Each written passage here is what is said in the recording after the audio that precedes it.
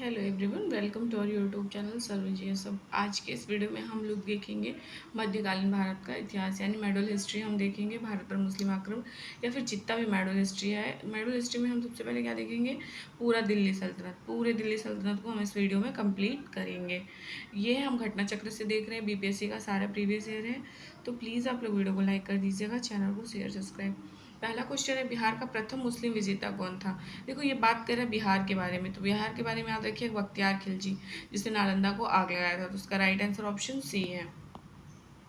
बिहार पर बख्तियार खिलजी के हमले का पहला विवरण प्राप्त है। तारीख हिंद, तबकात नाशरी, ताज उल माशिर, तारीख मुबारक शाही। उपयुक्त में से कोई नहीं है, उपयुक्त में एक से अधिक। तो याद रखिए तबकात नाशिर। तबकात ए नाशिर से क्या प्राप्त है, यही बख्तियार खिलजी के हमले का विवरण। नालंदा बिहार का विध्वंस किया था, किसने किया था, मैंने अभी आपको बता दिया था स्टार्टिंग में, बख्तियार खिलजी ने। बिहार में तुर्क सत्ता का वास्तविक संस्थापक किसको माना जाता है, तो इन बख्तियार खिलजी को। भारत में मोहम्मद गौरी ने किसको प्रथम अक्ता प्रदान किया था, तो कुतुबुद्दीन ऐबक को प्रदान किया था। मोहम्मद गोरी गुजरात के चालुक्यों द्वारा कब पराजित हुआ था, मतलब कि गुजरात के चालुक्य ने मोहम्मद गोरी को कब पराजित किया था, तो याद रखिए 1178 में। इसका राइट आंसर ऑप्शन डी है, 1178 में। गुजरात का उस समय जो राजा था कौन था, अहिलवाड़ चालुक्य शासक, मूलराज सेकेंड। दिल्ली सल्तनत शुरू होता है यहाँ से गुलाम वंश। गुलाम वंश का संस्थापक किसको माना जाता है, देखो संस्थापक माना जाता है कुतुबुद्दीन ऐबक को, लेकिन वास्तविक संस्थापक इल्तुतमिश को माना जाता है। और पूछा है मैं गुलाम वंश का प्रथम शासक कौन था, तो कुतुबुद्दीन ऐबक। कुतुबुद्दीन ऐबक की राजधानी थी, कुतुबुद्दीन ऐबक की राजधानी तो लाहौर। उसने दिल्ली पे रह के कभी शासन नहीं किया है। वह मुस्लिम शासक जिसका साम्राज्य दार उल इस्लाम का एक भाग माना जाता था, कौन है, तो ये इल्तुतमिश है। इल्तुतमिश ने बिहार में अपना प्रथम सूबेदार किसको नियुक्त किया था, तो मालिक जानी को नियुक्त किया था। राजत्व के उसके सिद्धांत प्रतिष्ठा, शक्ति और न्याय के सिद्धांतों पर आधारित थे। बालबन के बारे में ये शब्द किसने कहा था, तो बलबन के बारे में ये शब्द कहा था जियाउद्दीन बर्नी। जियाउद्दीन बर्नी ने बलबन के बारे में ये कहा था। वह प्रथम मुस्लिम शासक कौन था जिसने शासन के सिद्धांत को राजाओं के ईश्वरीय अधिकार, मतलब थ्योरी ऑफ डिवाइन राइट के समान प्रतिपादित किया था, तो बलबन ने किया था। किसने, बलबन ने। इसका राइट आंसर ऑप्शन सी है। अगला है, जिल्लिल्लाह शब्द का प्रयोग सबसे पहले किसके द्वारा किया गया था, तो ये बलबन के द्वारा ही किया गया था। इसका राइट आंसर ऑप्शन सी है, बलबन के द्वारा। किस दिल्ली सुल्तान ने रक्त और लौह की नीति अपनाई थी, तो बलबन ने अपनाई थी। इसका राइट आंसर ऑप्शन हमारा बी है, बलबन ने अपनाई थी। तुगरिल खान ने किसके शासनकाल के दौरान विद्रोह किया था, तो ये बलबन के शासनकाल के दौरान किया था। इनमें से किसने भारत में फारसी त्योहार नौरोज की शुरुआत की थी, तो बलबन ने की थी। इसका राइट आंसर ऑप्शन डी है। अब आता है हमारा खिलजी वंश। खिलजी वंश का प्रथम शासक कौन था, तो जलालुद्दीन खिलजी था, जलालुद्दीन खिलजी। अलाउद्दीन दिल्ली का प्रथम तुर्की सुल्तान था जिसने धर्म को राज्य के अधीन लाने और उसे घटकों से परिचय कराने का श्रेय जाता है। जो सैद्धांतिक रूप से राज्य को धर्मनिरपेक्ष बनाती है, शब्द किसने लिखे थे, इसको लिखा था A.L. श्रीवास्तव ने। इसका राइट आंसर ऑप्शन सी होगा, A.L. श्रीवास्तव ने। अगला है, जब उसने राजत्व प्राप्त किया यानी किंगशिप, तब वह था शरीयत के नियमों और आदेशों से पूर्णतः स्वतंत्र था। बर्नी ने यह कथन किस सुल्तान के लिए कहा है, तो अलाउद्दीन खिलजी के लिए यह कहा है। इसका राइट आंसर ऑप्शन सी है। अगला क्वेश्चन है, अलाउद्दीन खिलजी के प्रसिद्ध सेनापति में किसकी मंगोलों के विरुद्ध लड़ते हुए मृत्यु हुई थी, तो जफर खां की, जफर खां की। इसका राइट आंसर ऑप्शन ए है, जफर खां।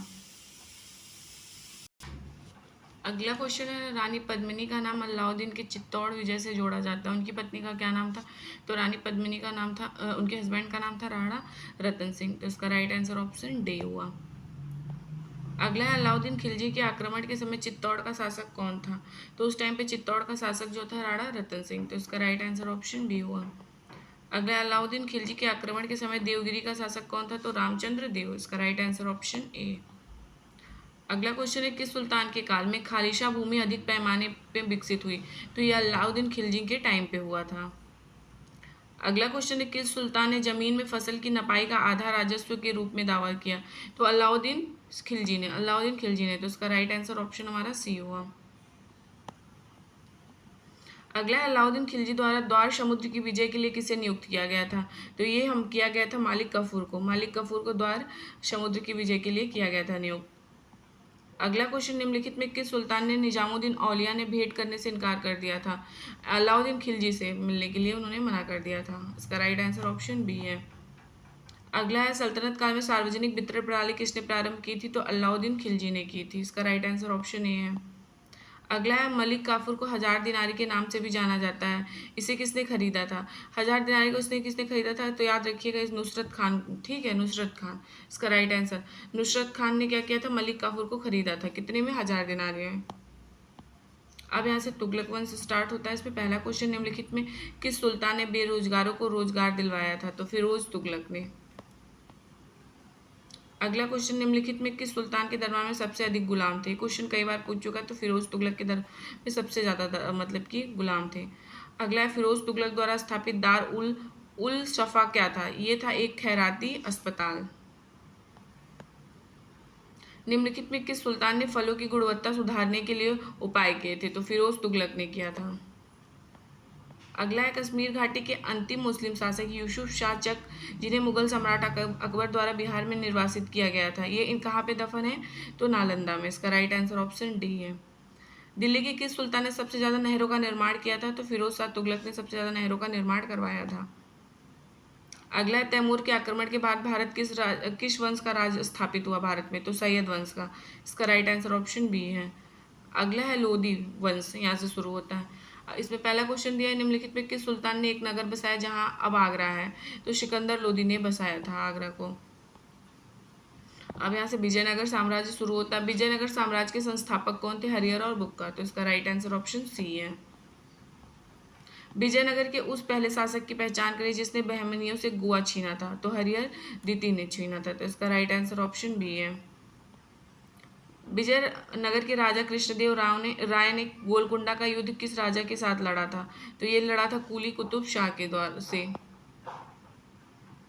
अगला क्वेश्चन है, विजयनगर साम्राज्य की वित्तीय व्यवस्था की मुख्यतः विशेषता क्या थी? तो भू राजस्व था। इसका राइट आंसर ऑप्शन बी है। अगला क्वेश्चन दिया है, विजयनगर साम्राज्य का अवशेष कहाँ मिलता है? तो ये हम्पी से मिलता है। इसका राइट आंसर ऑप्शन सी है। फारसी यात्री अबू रज़ाक भारत में किस राजा के शासनकाल में आया था? तो ये देवराज द्वितीय के टाइम पे आया था फारसी यात्री अब्दुल रज्जाक।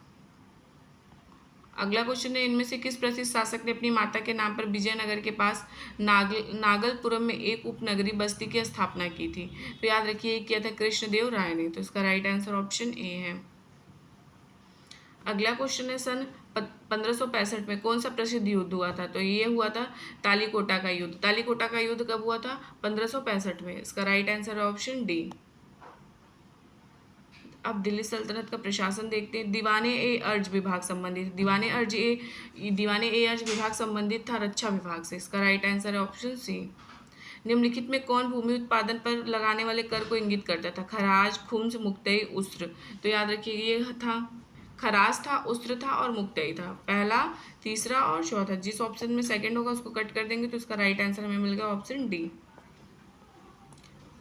जवाबिद का संबंध किससे था? जवाबिद का संबंध था राज्य कानून से। इसका राइट आंसर ऑप्शन ए है। दिल्ली सल्तनत के दौरान मुकद्दम या चौधरी पद का इस्तेमाल किसके लिए किया जाता था? तो ये किया जाता था गांव के सरपंच के लिए। दिल्ली सल्तनत के दौरान मुकद्दम पद का इस्तेमाल किसके लिए किया जाता था? तो गांव के सरपंच। तो इसका राइट आंसर ऑप्शन ए हुआ। सल्तनत काल के सिक्के, टका, ससगनी, जीतल किन धातुओं के थे? ये चांदी और तांबा के थे। दिल्ली सल्तनत का कला एवं स्थापत्य, हम इसको देख लेते हैं। 2.5 दिन का झोपड़ा क्या है? ये 2.5 दिन का झोपड़ा जो है एक मस्जिद है।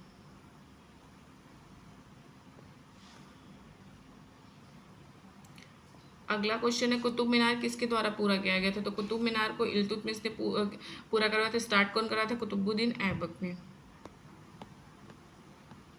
अलाई दरवाजा का निर्माण किस सुल्तान ने कराया था? तो अलाउद्दीन खिलजी ने अलाउद्दीन का निर्माण करवाया था अलाई दरवाजा। भारत में कागज का प्रयोग कब प्रारंभ हुआ था? तो भारत में कागज का प्रयोग 12वीं शताब्दी में हुआ था। कागज की सबसे पहले खोज किसने की थी? तो चीन ने। दिल्ली सल्तनत का साहित्य देख लेते हैं। तबकाते नासरी का लेखक कौन था? तबकाते नासरी का लेखक था मिनहाज-उश-शिराज। इसका राइट आंसर है ऑप्शन सी। अगला क्वेश्चन है, कुतुब मीनार किसके द्वारा पूरा किया गया था? तो कुतुब मीनार को इल्तुतमिश ने पूरा करवाया था। अलाउद्दीन खिलजी ने। दिल्ली सल्तनत का साहित्य देख लेते हैं। तबकाते नासरी का लेखक कौन था? तबकाते नासरी का लेखक था मिनहाज-उश-शिराज। इसका राइट आंसर है ऑप्शन सी। मोरक्को के यात्री इब्न बतूता का वृत्तांत किस रूप में जाना जाता है? तो रेहला। आप पूछेगा इब्न बतूता की पुस्तक का नाम क्या है? तो रेहला। 12 की रचना किसने की थी? तो मालिक मोहम्मद जायसी ने की थी। मालिक मोहम्मद जायसी ने 12 की रचना। ज्ञान दीपक नामक पुस्तक की रचना किस महान संत ने की थी? तो दरिया साहब ने की थी। तो उसका राइट आंसर है ऑप्शन बी। ये देखिए बिहार टीचर में पूछा भी है।